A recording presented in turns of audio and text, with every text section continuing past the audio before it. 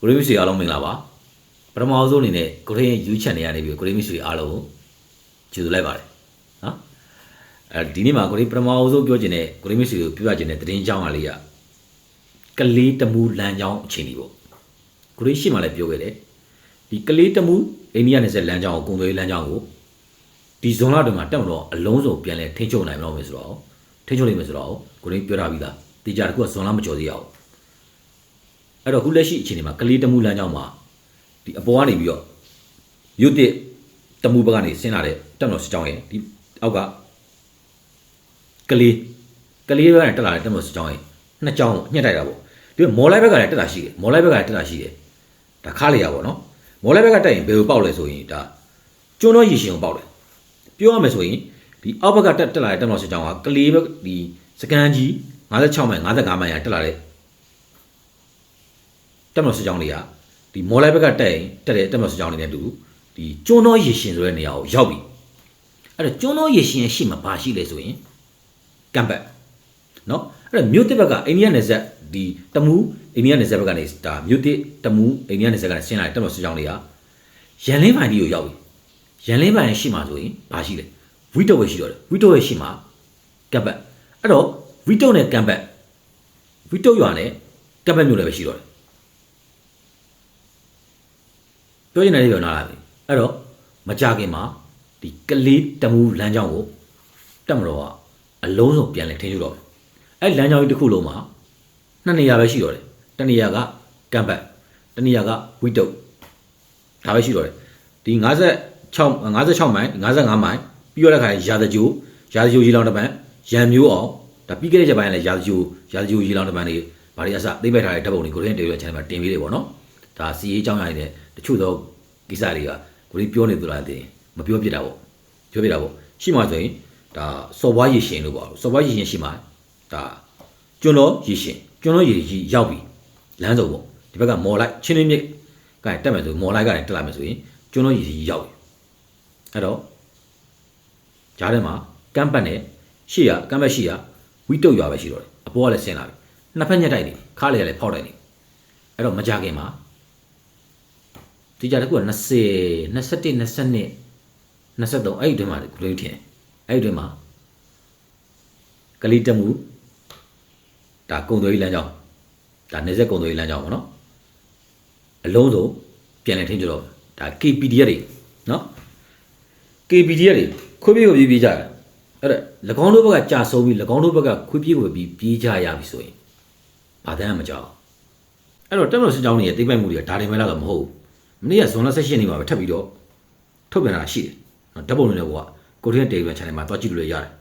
၎င်းတို့ရဲ့တည်ဆုံးမှုတွေပြီး၎င်းတို့ရဲ့နော်တန်တရိကအဆောက်အဦတွေနော်ဖုံးချောင်းတွေမှာအခြေချပြီးတော့နော်ဒီမှာကြည့်ရင်ဖုံးချောင်းတွေမှာဒီဓာတ်ပုံတွေကြည့်ဒါဖုံးချောင်းတွေမဟုတ်ဘူးလား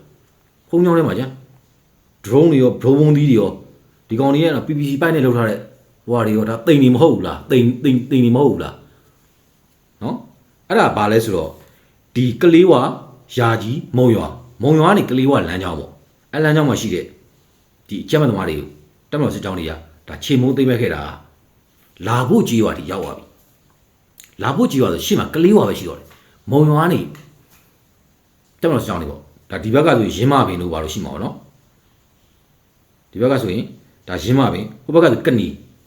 အဲ့ဒီလမ်းကြောင်းရဲ့ဘေးမှာဆိုရင်ဒါမုံရွာထက်ဆိုဒီဘက်ဆိုဒီလမ်းရဲ့ဘယ်ဘက်မှာဆိုရင်ရင်းမပင်ညာဘက်ဆိုကနီပေါ့ကနီဘက်ကလည်းတက်မတော်စစ်ကြောင်းတွေထွက်တာရှိတယ်ဒီရင်းမဘက်ကလည်းထွက်တာရှိတယ်အဲ့ကနေပြီးတော့ဒီချောင်းမမှာစုံတယ်ချောင်းမှာစုံပြီးတော့ရှေ့မှာအောင်မင်္ဂလာပေါ့အောင်မင်္ဂလာ100ပင်လမ်းစုံအဲ့ဒီယာကြီး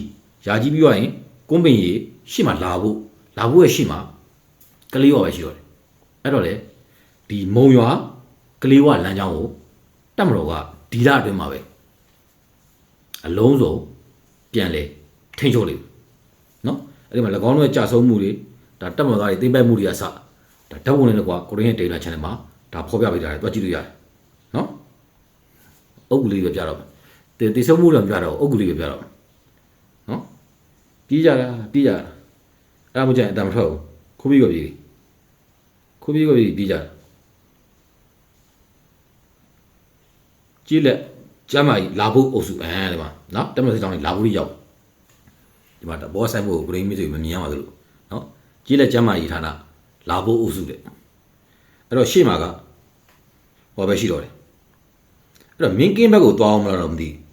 မင်းကင်းမသွားဘူးလမ်းကြောင်းတိုင်းပဲဆိုရင်တော့ရှေ့မှာကလေးဝါရှိတော့တယ်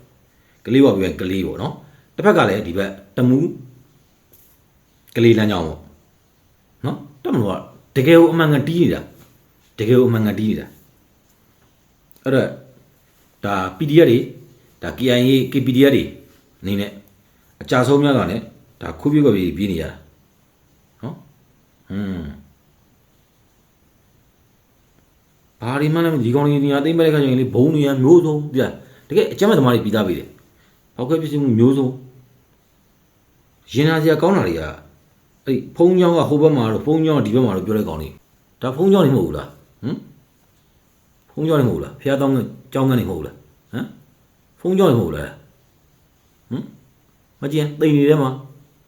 မကြည့်ဟုတ်ပြီနော်ဒါသတိကအဆောက်အဦတွေမှာအဲ့တော့ Geneva Convention မှာရှိရလေမပြစ်ကမခက်ကနေရာတွေပေါ့လိုအပ်ချက်မရှိပဲအကြောင်းမပြစ်ခက်ခင်နေလေရေးယူခံနေတယ်နိုင်ငံသားစီဝေးနဲ့စစ်တပ်ကလေကြောင်းပုံကျဲလို့ပါစစ်တပ်ကပြစ်လို့ပါဘာကြောင့်ပြစ်လဲဘာကြောင့်ပြစ်လဲအဲ့နေရာမှာအကြောင်းသမားတွေမရှိဘူးမနေထိုင်ဘူးအကြောင်းသမားတွေအဲ့နေရာနေစစ်တပ်ကိုမတိုက်ခိုက်ဘူးအဲ့နေရာနေလာရောက်မတိုက်ခိုက်ဘူးဆိုရင်လေအဲ့နေရာဖြစ်ခွင့်တော့မရှိဘူးစစ်တပ်ကိုအဲ့နေရာဂဲနဲ့ပေါက်ဥမာနာရိုးရှင်းဆုံးနားလေအောင်လွေကုန်ပြောပါမယ်စစ်တပ်ကိုအဲ့နေရာဂဲနဲ့ပေါက်စစ်တပ်ကပြေပေါက်ဝင်ရှိတယ်စစ်တပ်ကပြေပေါက်ဝင်ဆိုရင်အောင်နေနဲ့ဟုတ်ပြီနော်โอเคလားနှစ်ပေါင်း60ကျော်သွားပြီဘာနဲ့ဖြစ်လာရှိတယ်အဲ့နောက်တစ်ခုကဘာလဲဆိုမင်းတက်ပေါ့ဒါမင်းတက်မျိုးတို့ဒါစစ်တပ်ကတင့်ကားပေါဝင်ဒါအင်အားတွချက်ဒါစစ်ကူပို့နေတယ်ဒီတော့အော်ဘုံထောက်နေရင်တော့မင်းတက်လည်းမကြခင်ပါ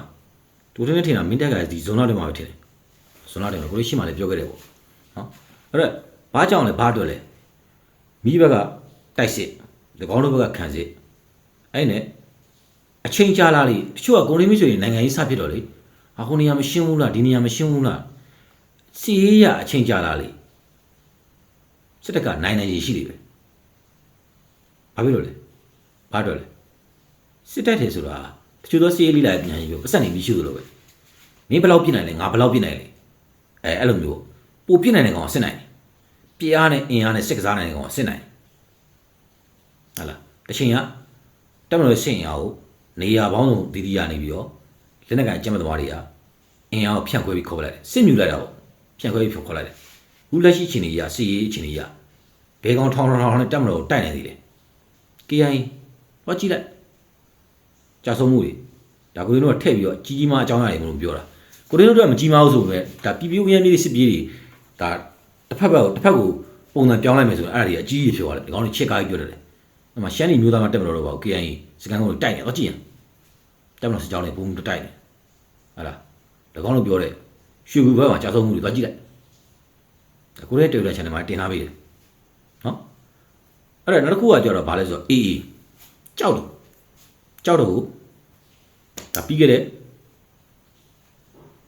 19လားနော်ဇွန်လ19နေ့မှာတက်မတော်က Jet Fighter 9စီးနဲ့အမှန်ကတီးတာဟမ်လင်းဘုံကျဲသေးမဆွေးနေဘူးဆိုတော့ WN ထွန်းမြင်လိုက်ဟမ်ဟိုးဘေစီရောက်နေတဲ့မှန်မသိတဲ့ဘောပြန်သွားကြည့်တယ်ဆိုတော့ထွန်းမြင်လိုက်ဘာတန်ကြားရသေးလဲဘာတန်ကြားရတယ်ကိုယ်ကြည့်ဘာတန်ကြားရသေးလဲဘာတန်မကြားတော့အဲ့တော့ရခိုင်ပြည်နယ်စီရေးချင်းနဲ့ပတ်သက်ပြီးကိုရီးမိတ်ဆွေတွေကိုရီးဥမာလေးပြောတာကိုတငယ်ချင်းကကိုရဲ့အကွာဝေးတစ်ခုမှရှိတယ်ကိုတငယ်ချင်းကကိုကအဲ့အကွာဝေးကလက်ခေါ်လို့ကြားလက်ခုပ်ဒီလမ်းခေါ်လဲကြားတယ်ပါဇက်ကလမ်းအောင်ခေါ်တယ်ကြားအဲ့ဒီဟာကိုကိုကလမ်းလျှောက်ပြီးအတငယ်ချင်းပကုံးပုတ်ပြီးတော့ခေါ်မလားလက်ခုပ်ဒီပြီးတော့လမ်းအောင်ခေါ်မလားဘယ်ဟာကိုတော့သက်သာစီလဲဘယ်ဟာကိုတော့သက်သာစီလဲကိုရီးဘာကြီးကအထက်ဘက်ကိုမရှင်းသေးအောက်ဘက်ကိုမမျောနေဘူးဟိုးနိုင်ငံရေးစဖြစ်တယ်ပြောပြီးသားထက်ဘက်ကိုအရင်ဆုံးရှင်းလိုက်တယ်မနိုင်ငံထက်ပံကမနိုင်ငံပထဝီမြေထားရအင်မတန်အရေးပါတယ်အဲ့တော့မနိုင်ငံထက်ပံကိုအရင်ဆုံးရှင်းလိုက်အဲ့တော့အောက်ဘက်ကကျုံသွင်းထားတော့မရှိတယ်၎င်းတို့ကိုပောက်ဝိုင်းထားတော့မရှိတယ်အဲ့တော့ခုလက်ရှိနေမှာကြောက်ဖြူတို့စစ်တွေတို့အဲ့တော့ကြောက်ဖြူနဲ့ပတ်သက်ပြီးတော့လေအေးဟာလာပြောကြတာဟာဘာဖြစ်နေညာဖြစ်တယ်ဟာအမရသုံးလေးတွေဘာလဲမကြတော့ အဲ့ဒါခိုင်ပြည်နယ်စီရေးအခြေအနေကအေးကြောက်ဖြူအဝေးရပဲငေးကြည့်လို့ရတော့တယ်အဝေးရပဲငေးကြည့်လို့ရတယ်စိတ်ကူးပဲရှင်လို့ရတော့တယ်အေးဘလို့မှတိုက်ခိုက်နိုင်တဲ့အနေဒါမရှိတော့အဲ့တော့ကြောက်ဖြူတိုက်စတင်တိုက်ခိုက်တဲ့အချိန်တုန်းကလည်းအခြားနေရာဒေသတွေကအင်အားတွေထုတ်ယူထားတာနဲ့တည်းအခြားနေရာတော်တော်များများလည်းအင်အားတွေပြုံးတည်နေပြီမရှိတော့အင်အားအဲ့မရှိတော့လို့အေးအသေးအတန်ဘလို့တွေအတင်းအာဓမ္မတွေကဘလို့တွေလက်နဲ့တနက်ထောက်ပြီးတော့ဘလို့တွေဖမ်းဆီးခေါ်ဆောင်နေကြလဲနော်တရွာနဲ့တရွာသွားဖို့တော့မှထောက်ကန်စာ၄မျိုးနဲ့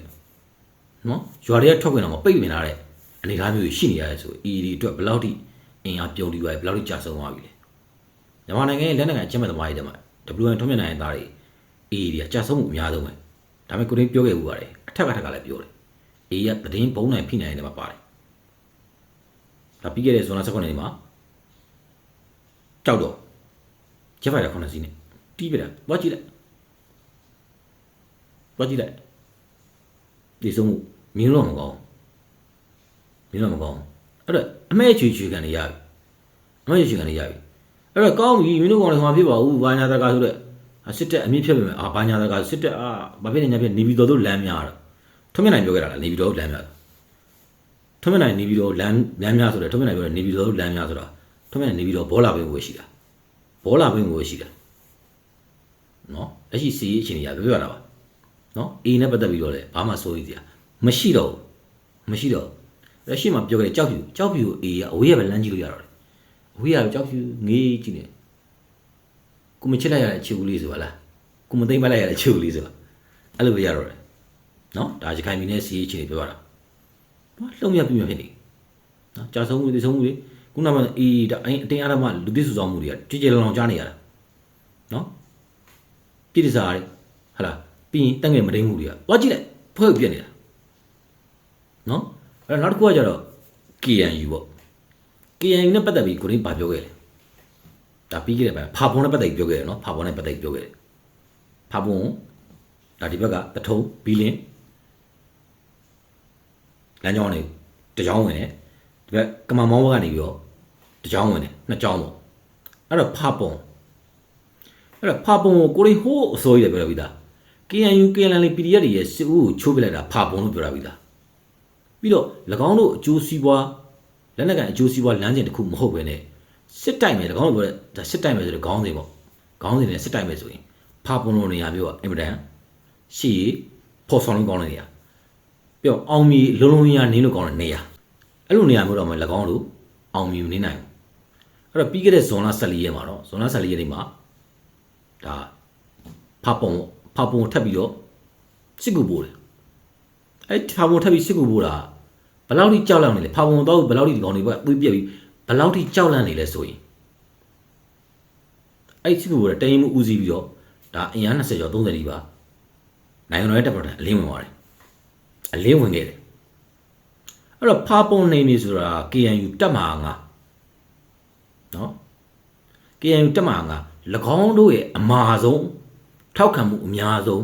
၎င်းတို့အင်အားအသာဆုံးဆိုတဲ့နေရာတက်မှာ9ဆိုတာ KNU မှာကအင်အားKNU တက်မှာ9နေမြေက၎င်းတို့ထောက်ခံမှုအများပြားရရှိပြီးတော့အမာကျော်ဆုံးနေရာလို့ပြောလို့ရတယ်အဲ့အမာကျော်ဆုံးနေရာမှာရှိတဲ့ဖပုံကအရာကြီးစစ်တီရဲမီဒီယာပဲအဲ့အမာကျော်ဆုံးဆိုတဲ့နေရာအကောင်လေးကိုရိုက်ချိုးလိုက်တာနော်ကင်မီနယ်နဲ့ပတ်သက်ပြီးခုနောက်ပိုင်း